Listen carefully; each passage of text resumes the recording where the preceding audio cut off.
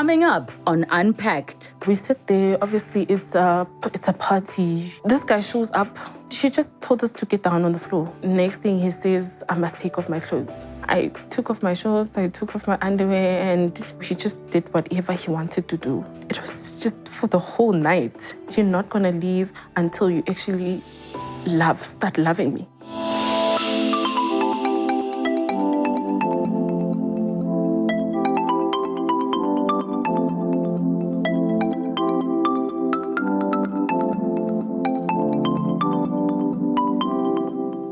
Being raped in itself is absolutely horrendous, but being raped while your very own sister was made to watch is something else. Today's guest is here to share her story. Let's unpack.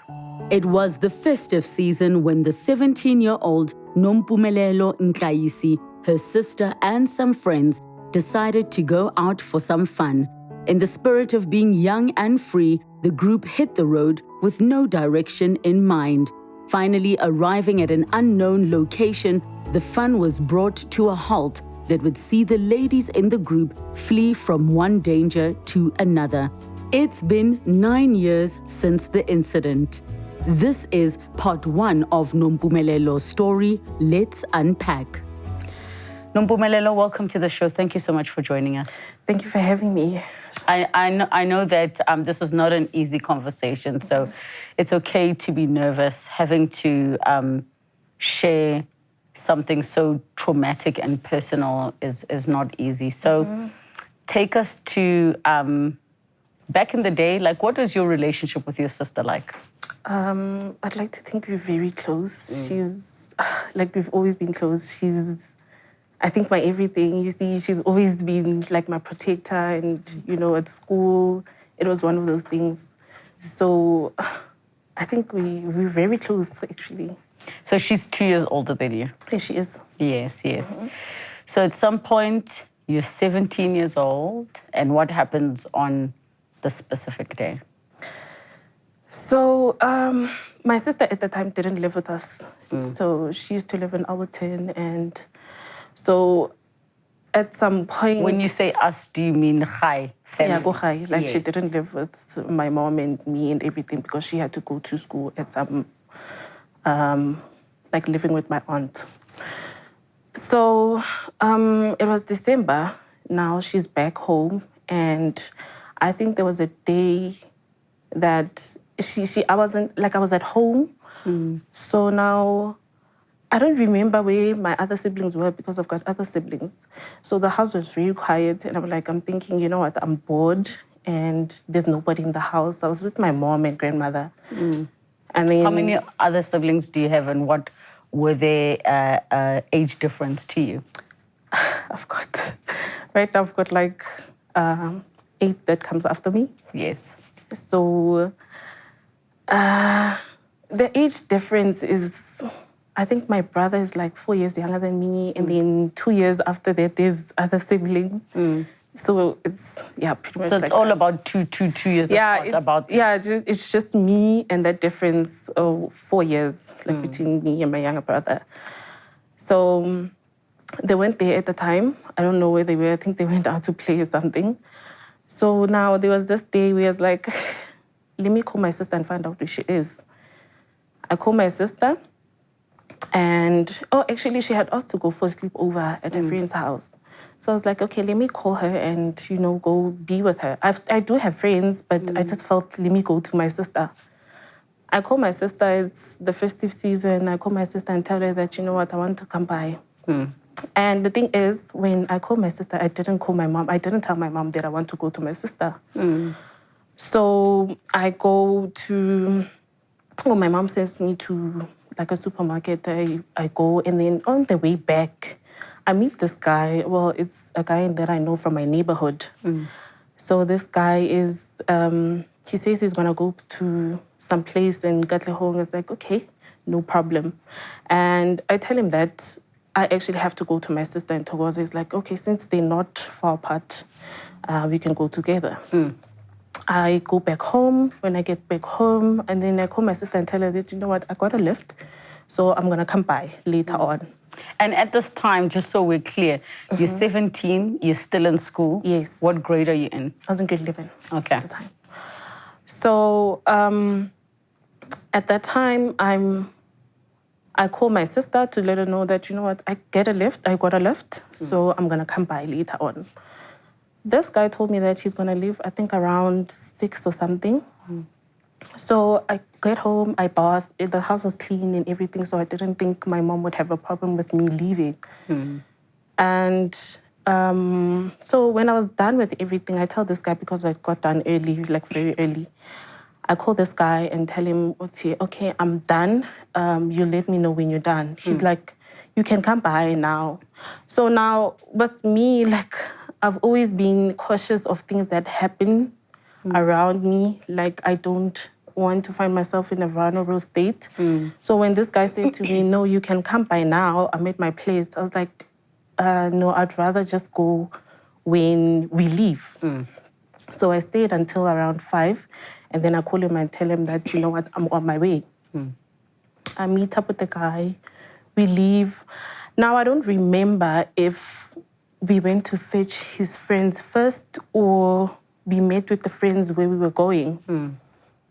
So later on, we went to this place, and then we sit there. Obviously, it's a party. You know what people do at parties. So we just chill there. And I remember calling my sister and the friend and told them that, you know what, I'm around. And funny enough is that they weren't like far from where we were. They came by, and then we chilled. So at this time, how many friends did he have? I think he had a lot of friends. Because he's somebody like, he was one of those popular guys around our neighborhood. So he had a lot of friends when we were going. We chilled with these friends, and I remember we chilled with, I did call my sister, but this was late, because remember we left around 6 already. So it was late when we got there. I called my sister and her friend.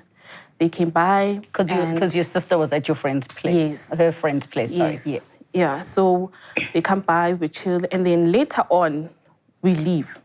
Now, the car was... we? It was the driver. And which is that guy from your Which is that guy, yes. It was my sister, my sister's friend, and this guy, I think, had 2 friends in the car. So now this is a small car. So obviously, someone had to sit on top of someone else, because it's a small car and there's a lot of us. We get in the car, and I was sitting on top of one of his friends, and in front was my sister, because she's a little taller. And my sister's friend was beside me, then the other friend. So now we leave. I think on the way we met with cops. They stopped us, obviously, and we had drank, obviously, and the driver was also drunk. But I don't think he was drunk to the point that he couldn't drive.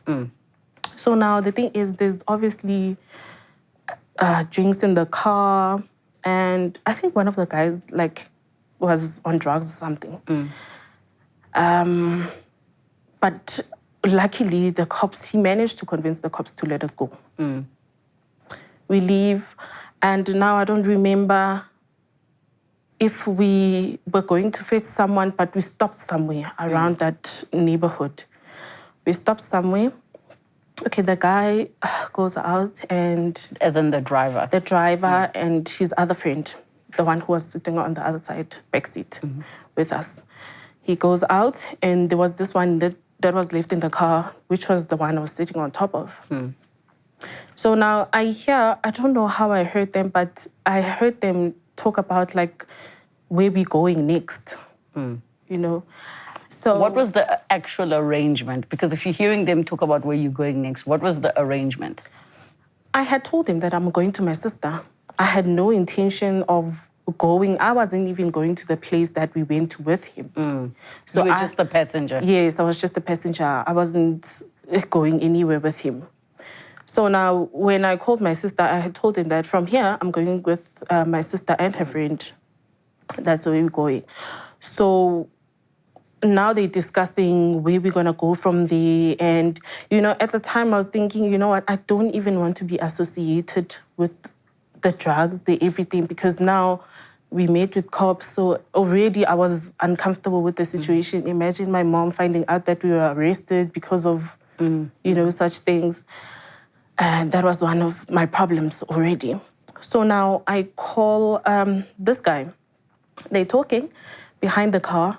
They're discussing where we're going to go and all of that. So I immediately was like, I text my sister's friend on WhatsApp. I'm like, you know what, these guys are discussing this, and that, and I'm not comfortable with that. Like, I wasn't willing to do whatever they plan to do anyway.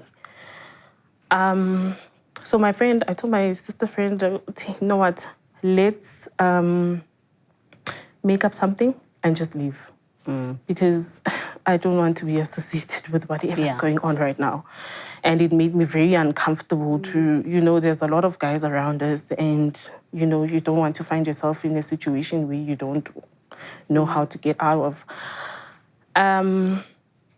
Now, we leave. They didn't force us to do anything. They, obviously the guys are going to try and convince you to stay, but they just couldn't. So you didn't get an opportunity to say, guys, can you drop us off? No, they didn't even want to drop us off. Okay, so that wasn't an option? No. It was either you stay with them or you walk Pretty wherever you go. That. Yeah. So we leave. We decide, okay, let's leave.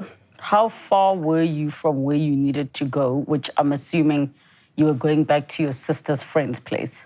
Okay, so it took us an end. Katlehong. Yeah, Katlehong are not like far from each other. So it was quite a distance. If you're walking. Yeah. It was quite a distance. And it was late. And I think it was around 11 or something. And when you tell yourself that I'm not willing to give myself up to someone that I don't want to. That's what happened at that time. So we made the decision to leave. We left them. On our way, like, it wasn't a distance after we left the car. On our way, we meet this guy that seemed like he was drunk. He tried to greet us, obviously, when it's a drunk guy, and now he was forcing. He was even asking why we're not greeting him. My sister said something, I just don't remember what she said. So, okay, we leave him behind. We walk. So now we decide, let's walk on the main road, because there's lights, there's cars. So we're pretty much thinking, okay, this is safer than walking inside like a residential area. We walk on the sidewalk. So now all of a sudden there's a guy who's walking on the other side of the road. Okay, now we're thinking, okay, let's walk alongside this guy just so, in case anything happens, he'll be able to help us, or he could be a witness to any, whatever happens. So you're not alone? Yes. We're not alone. We walk until we get to a certain distance, still on that main road. Now, there was, I don't know what you call this, these things that you call a danger box or whatever they are. So it's like an electrical... that thingy. There was very long grass around that thing. So now, when I turn, this guy is not there anymore. And he was walking in front of you? He was walking on the side and he was very fast. Now this guy's gone. I'm like, okay. Anyway, you don't pay attention. You're just thinking about getting home safe.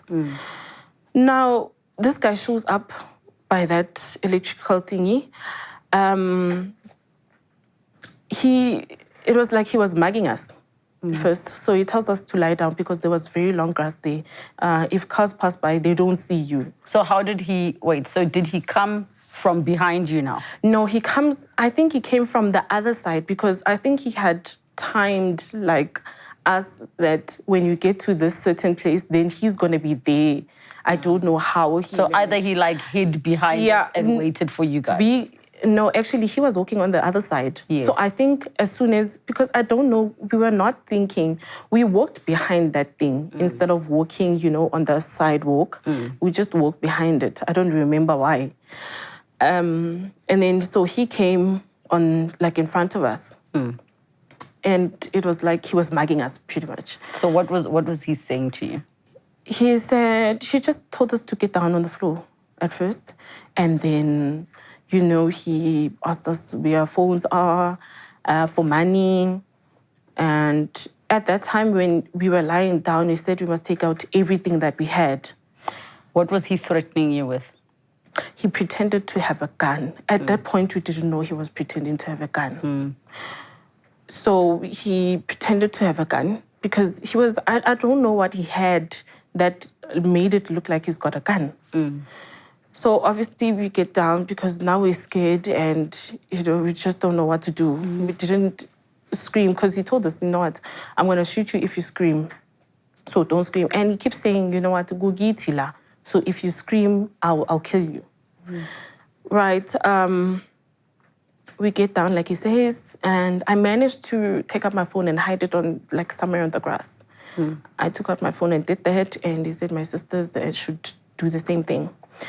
I thought, let me just give him the little money that I have instead, of giving him my phone. Now we take out everything, we put it on the floor. So now he started searching us, but I felt it wasn't a search. I felt like he was touching me instead of, searching me. Because I had taken out everything that I had and he could see that, but, he just started touching me in a way. And next thing he says, we must get up. We jumped that wall into that house. And then there was a car on the pathway. And there was a room behind, like, the house. You can see it on that pathway. So now there's that space between the pathway and the car. He says my sister and the friend must lie down. They lie down, and then he first started kicking their faces because he didn't want them to see him. So he kept on kicking their faces and telling them to get down, and if they don't, he's going to shoot them. So now, as I was trying to lie down as well, he said I mustn't. And then he held, like, my arm. And so I'm just standing there. He's behind me, and I could feel that there was just something wrong at that time when he said that. I didn't know what I was doing. I just didn't know what to do at the time. I just felt him like I felt like he was getting aroused or something. So I stand there and he tells me to face the van. I face the van as he says, and next thing he says, I must take off my clothes. I was wearing shorts and he said I must take off my shorts, my underwear. And at that time, he just kept saying, I don't even know why you even dress like this. Nyanbulisa emuva, and you guys don't give it back. So now we realize that it's the very guy that who stopped us before, and he wanted to greet us, but we didn't greet him back. So he was pretty much complaining about that we pretty much provoked him. Now we realize it's the same guy who was walking on the other side of the road as well. Now, at this time, he doesn't want us to see his face. He keeps telling us to face whichever way, and he told my sister not to look at him. At that time, he says, take off your underwear, take off your shorts. I do as he says. Now, I'm shaking. I was just shivering. I didn't know what to do, so I did as he told me. I took off my shorts, I took off my underwear, and, he just did whatever he wanted to do. Now, with my sisters, now they're looking, and he keeps saying, just don't look at my face. So basically, he was raping you? He was. Well, your sister and her friend are laying on the floor? Yes. And now they can see what's going on? They can see everything. And he says... They can hear everything. They were just right here on the floor. Now, I think I found myself in a space where I don't know if I'm what can I say? I'm embarrassed. I felt embarrassed more than anything because, violating somebody like that and people just watching you do that. Like, I couldn't believe that at all. And now he tells me to dress up. I dress up. So now I'm thinking, okay, maybe we are free to go after all. Only to find, he says, you know what, you guys stay down here. Telling my sister and the friend to stay down and don't get up until I leave. I thought he was done. I thought we were actually like ready to go and, just get over that whole thing. But no, he took me with. He made me jump the wall again into the sidewalk. I think he made me run until up to like 3 houses or something. We run, and then he starts making me jump the wall again. I jumped the wall, and we've been jumping walls. Like, we kept jumping from one wall to another, like into another house, into another. We just kept jumping walls. And at some point, we get to another house where there was a toilet behind. And then he made me stand there, and, he took off my clothes again. And he started raping me again. In some person's house. Yes. Then he made me dress up again. I jumped walls again, and we jumped so many walls that I even lost count of how many walls I had been jumping. At some point, I was just praying that, he lets me go or somebody sees me. And I kept begging him, telling him to let me go, at least, please. Like, you got what you wanted, and we are sorry for what we did, Now I'm just apologizing because I just want him to let me go. Okay, we jumped a wall, another wall, into a street now. From that street, he takes off his jacket, he puts it over my face, and then he says, I must run. I start running with him pulling me. I start running, we ran. I think we ran for like 10 meters, 15 meters or something. And now we jumped another wall. Jumped that wall, and then this was now, he opened a small gate from there, and we jumped another wall into, there was a room. The room is not, it's very close to the wall. So there's a window on that, behind that room. When you jump that room, you go straight into that window. And there was, I think, a scooter or something, it looks staged. He put that scooter for, I don't know what purposes, but, you could just step, it's a stair, pretty much. It was like a stair into that room. From there into that room, he took off my clothes. That's when I realized that he didn't have a gun at that time. Now he takes a razor and he says, if you scream or do anything, then I'll cut you with this razor. He takes off my clothes, he puts them in the wardrobe. And then he says, I must lie down.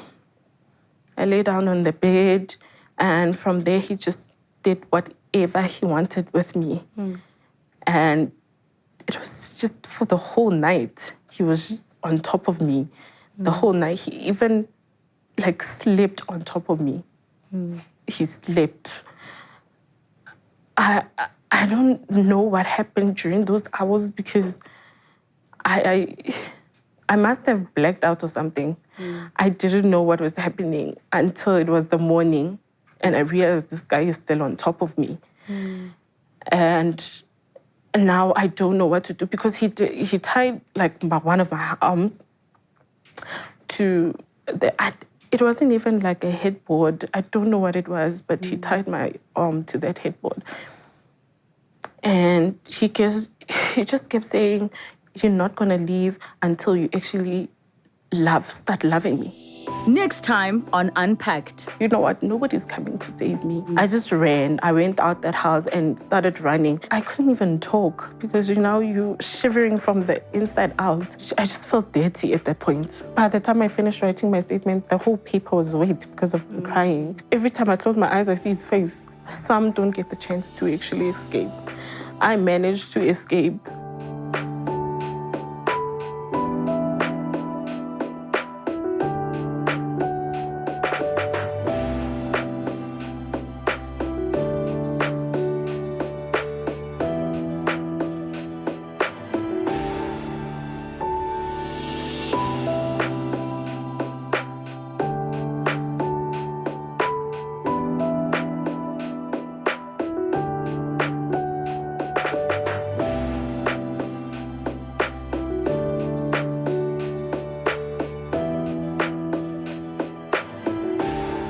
Thank you so much for watching Unpacked with Relebogile Mabotja. Make sure you subscribe to my channel where you can get to watch more episodes. But more importantly, you can be part of our online community. Comment down below, share with us who you'd like to see on the show, what story you'd like us to discuss. We love engaging with you. Keep it coming and don't forget to subscribe.